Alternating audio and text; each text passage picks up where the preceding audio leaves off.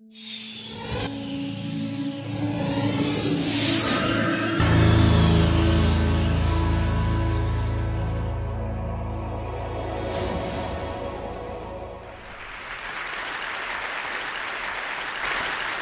I was born with a rare visual condition called achromatopsia, which is total color blindness. So I've never seen color, and I don't know what color looks like, because I come from a grayscale world. To me, the sky is always gray, flowers are always gray, and television is still in black and white. But since the age of 21, instead of seeing color, I can hear color. In 2003, I started a project with computer scientist Adam Montandon, and the result, with further collaborations with Peter Queixe from Slovenia and Matías Lizana from Barcelona, is this electronic eye. It's a color sensor that detects the color frequency in front of me and sends this frequency to a chip installed at the back of my head, and I hear the color in front of me through the bone, through bone conduction. So, for example, if I have like, this is the sound of purple. For example, this is the sound of grass. This is red, like that. This is the sound of a dirty sock, which is like yellow, this one. So I've been hearing color all the time for 8 years, since 2004, so I find it completely normal now to hear color all the time. At start, though, I had to memorize the names you give for each color, so I had to memorize the notes, but after some time, all this information became a perception. I didn't have to think about the notes, and after some time, this perception became a feeling. I started to have favorite colors, and I started to dream in color. So when I started to dream in color is when I felt that the software and my brain had united, because in my dreams, it was my brain creating electronic sounds. It wasn't the software. So that's when I started to feel like a cyborg. It's when I started to feel that the cybernetic device was no longer a device. It had become a part of my body, an extension of my senses. And after some time, it even became a part of my official image. This is my passport from 2004. You're not allowed to appear on UK passports with electronic equipment, but I insisted to the passport office that what they were seeing was actually a new part of my body, an extension of my brain, and they finally accepted me to appear with a passport photo. So life has changed dramatically since I hear color, because color is almost everywhere. So biggest changes, for example, is going to an art gallery. I can listen to a Picasso, for example. So it's like going to a concert hall, because I can listen to the paintings. And supermarkets, I find this is very shocking, very, very attractive to walk along a supermarket. It's like going to a nightclub. It's full of different melodies. Yeah. Especially the aisle with cleaning products. It's just fabulous. Also, the way I dress has changed. Before, I used to dress in a way that it looked good. Now I dress in a way that it sounds good.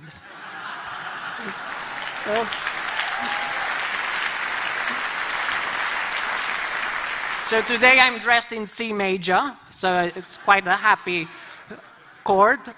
If I had to go to a funeral, though, I would dress in B minor, which would be turquoise, purple, and orange. Also, food. The way I look at food has changed, because now I can display the food on a plate so I can eat my favorite song. So depending on how I display it, I can hear and I can compose music with food. So imagine a restaurant where we can have like Lady Gaga salads as starters. I mean, this would get teenagers to eat their vegetables probably. And also some Rachmaninoff piano concertos as main dishes, and some Björk or Madonna desserts. That would be a very exciting restaurant where you can actually eat songs.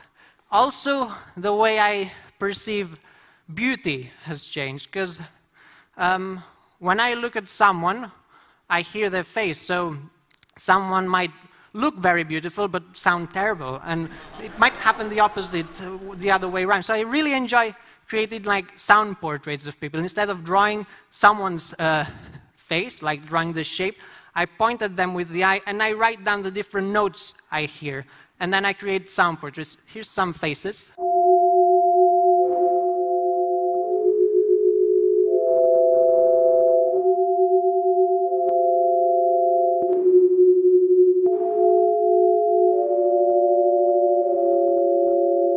Yeah, Nicole Kidman sounds good. Some people I would never relate, but they sound similar. Prince Charles has some similarities with Nicole Kidman. They have similar sound of eyes. So you relate people that you wouldn't relate. And you can actually also create sound, concerts by looking at the audience faces. So I connect the eye and then I play the audience's faces. The good thing about this is if the concert doesn't sound good, it's their fault. It's not my fault. And so another thing that happens is that I started having this secondary effect, that normal sounds started to become color. I heard a telephone tone and it felt green because it sounded just like the color green. The BBC beeps, they sound turquoise. And listening to Mozart became a yellow experience. So I started to paint music and paint people's voices, because people's voices have frequencies that I relate to color. And here's some music translated into color. For example, Mozart, Queen of the Night, looks like this. Very yellow and very colorful because there's many different frequencies. And this is a completely different song. It's Justin Bieber's Baby. So it's very pink and very yellow. So also voices, I can transform speeches into color. For example, these are two very well-known speeches. One of them is Martin Luther King's I Have a Dream, and the other one is Hitler. And I like to exhibit these paintings in the exhibition halls without labels. And then I ask people, which one do you prefer? And most people change their preference when I tell them that the one on the left is Hitler, and the one on the right is Martin Luther King. So I got to a point when I was able to perceive 360 colors, just like human vision. I was able to differentiate all the degrees of the color wheel. But then I just thought that this human vision wasn't good enough. There's many, many more colors around us that we cannot perceive, but the electronic eyes can perceive. So I decided to continue extending my color senses, and I added infrared and I added ultraviolet to the color to sound scale. So now I can hear colors that the human eye cannot perceive. For example, perceiving infrared is good because you can actually detect if there's movement detectors in a room. I can hear if someone points at me with a remote control. And the good thing about perceiving ultraviolet is that you can hear if it's a good day or a bad day to sunbathe. Because ultraviolet is a dangerous color, a color that can actually kill us. So I think we should all have this wish to perceive things that we cannot perceive. That's why 2 years ago I created the Cyborg Foundation, which is a foundation that tries to help people become a cyborg, tries to encourage people to extend their senses by using technology as part of the body. We should all think that knowledge comes from our senses, so if we extend our senses, we will consequently extend our knowledge.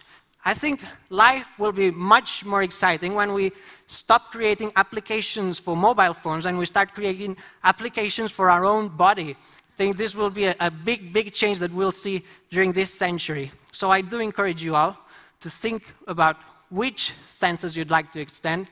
I would encourage you to become a cyborg. You won't be alone. Thank you.